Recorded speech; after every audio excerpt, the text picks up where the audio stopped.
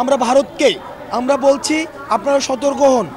আপনারা যদি মনে করে থাকেন যে বাংলাদেশের এই যে রাষ্ট্র সংস্কারের কাজ সেটিকে ব্যাহত করার জন্য আপনারা আমাদেরকে এভাবে মানুষকে সংকটকালীন সময়ের মধ্যে পড়বেন, আপনারা চিকেন নেকের কথা ভুলে যাবেন না। আপনারা চিকেন নেকের কথা ভুলে যাবেন না।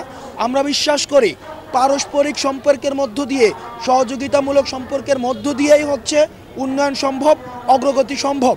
কিন্তু আপনারা আমাদেরকে যেভাবে ট্রিটমেন্ট দিবেন ঠিক একইভাবে আপনারাও ট্রিটমেন্টের পাওয়ার জন্য প্রস্তুত হন।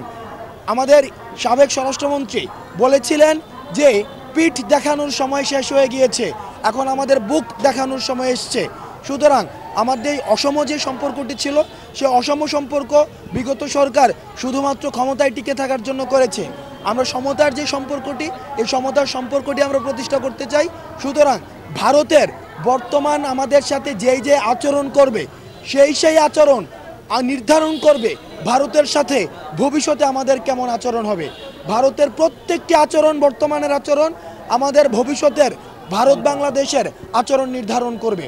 সেই জায়গা থেকে আমরা ভারতকে বলতে চাই আপনারা সহযোগিতামূলক সম্পর্ক রাখুন, প্রতিবেশী সুলভ সম্পর্ক রাখুন, এবং আপনারা যদি আমাদেরকে এভাবে সংকটকালীন সময়ের মধ্যে আপনারা ইচ্ছাকৃতভাবে ঠেলে ফেলে দেন সেটির প্রতি উত্তর বা সেটির যেই পাল্টা ব্যবস্থা সেটিও কিন্তু বাংলাদেশ গ্রহণ করবে। এবং আমি সর্বশেষ আহ্বান জানাবো আমাদের জয়েন্ট কোলাবোরেটিভ ভেঞ্চারের সর্বাধিক যে গুরুত্বপূর্ণ জায়গাটি সেটি হচ্ছে রেস্কিউ কার্যক্রমটি করা। কারণ ফেনীতে যে বন্যা পরিস্থিতির সৃষ্টি হয়েছে সেটি আমাদের পূর্ব অভিজ্ঞতা নেই, আমাদের যারা তিন বাহিনীরও রয়েছে যারা তাদেরও পূর্ব অভিজ্ঞতা নেই। সেই জায়গা থেকে আমাদের সবারই প্রয়োজন বর্তমানে রেস্কিউ কার্যক্রম করা।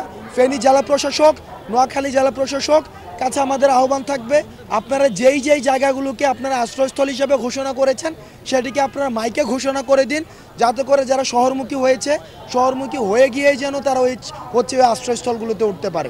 প্রথমত হচ্ছে আমরা সরকারি পর্যায়ে আমরা কথা বলেছি, আমরা প্রাইভেট পর্যায়েও কথা বলেছি। বিভিন্ন প্রাইভেট প্রতিষ্ঠান তারা আমাদেরকে হেলিকপ্টার দিতে রাজি হয়েছিল, কিন্তু ওইসব হেলিকপ্টার হচ্ছে চপার হেলিকপ্টার, যেগুলো হচ্ছে পরিবহন কাজে ব্যবহার করা যায়, সেগুলোতে রেস্কিউ কার্যক্রম করা সম্ভব না। 2 নম্বর বিষয়টি সেটি হচ্ছে বিমান বাহিনীর তত্ত্বাবধানে যে হেলিকপ্টারগুলো রয়েছে, বৈরী আবহাওয়া এবং প্রতিকূল যে পরিবেশটি রয়েছে এবং তাদের পর্যাপ্ত যে লুকোবল হঠাৎ করে সেগুলোর হচ্ছে আবার পুনর্বিন্যাসের মধ্য দিয়ে এবং অনুকূল আবহাওয়া যখন আসবে তখনই হচ্ছে তার আবার রেস্কিউ কার্যক্রমটি আবারও আমরা যেটাকে আবার শুরু করতে